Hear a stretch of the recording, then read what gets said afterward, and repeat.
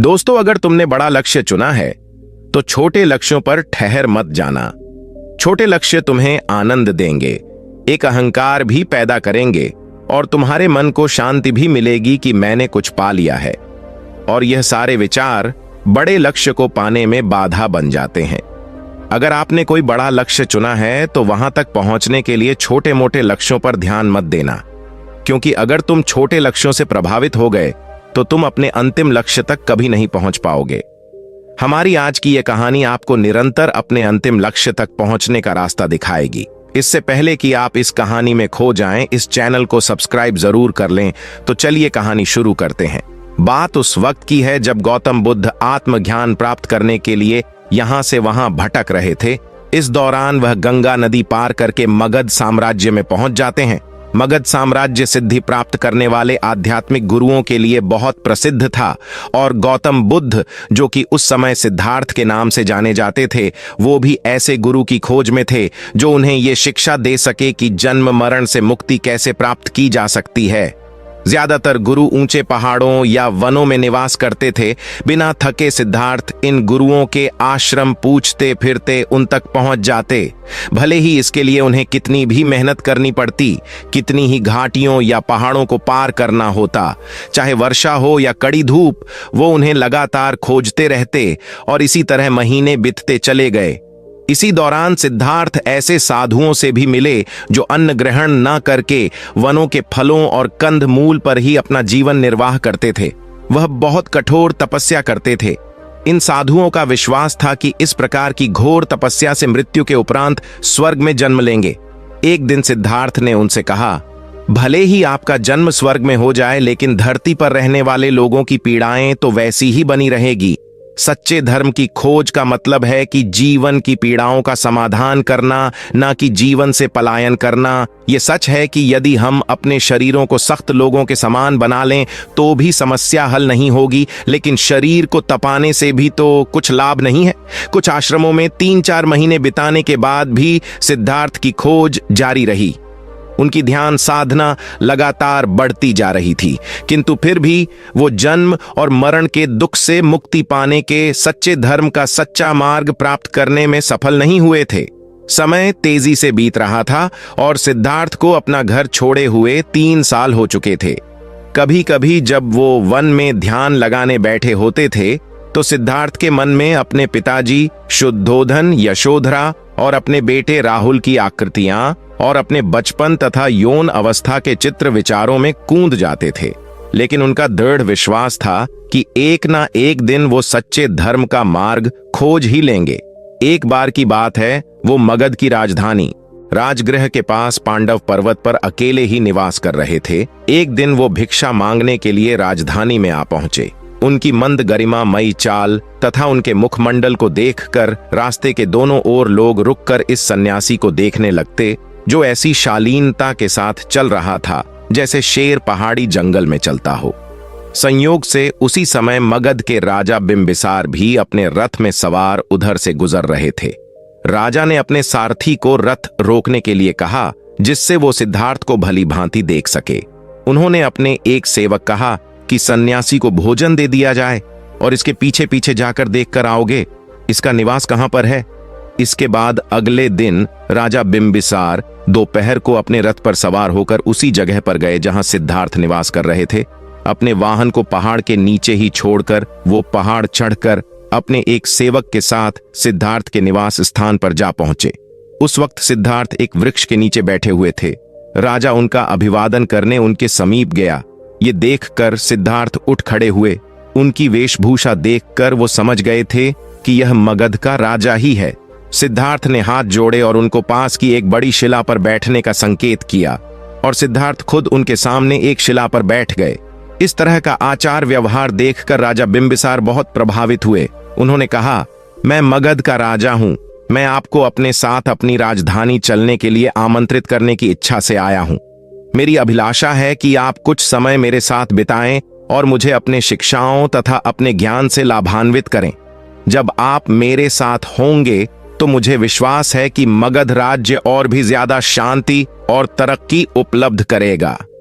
सिद्धार्थ ने मुस्कुराकर कहा, मैं वनों में ही रहने का आदी हूं। इस पर राजा कहता है कि यह तो बहुत ही कठोर जीवन है। यहाँ न तो बिस्तर है, न कोई सोने के लिए चारपाई है, और आपको सहायता करने वाला कोई सेवक भी नहीं है। यदि आप मेरे साथ चलना स्वीकार करें तो मैं आपको अपने महल में ही ठहराऊंगा।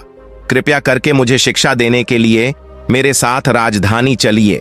इस पर सिद्धार्थ ने कहा कि सम्राट महल का जीवन मुझे उपयुक्त नहीं लगता। मैं अपने और अन्य सभी प्राणियों के जीवन को दुखों से मुक्ति दिलाने का मार्ग खोजने में जुटा हुआ हूं। मेरे जैसे सन्यासी के हृदय की खोज की दृष्टि से महल में रहना मेरा उचित नहीं है। यह सुनकर राजा कहता है कि तुम तो मेरे समान ही युवा हो। मुझे ऐसे मित्र की आवश्यकता है जिससे मैं अपने मन के विचारों का खुलकर आदान प्रदान कर सकूं। जब से मैंने तुम्हें देखा है तब से मैं तुम्हारे साथ एक अपनापन सा अनुभव कर रहा हूं।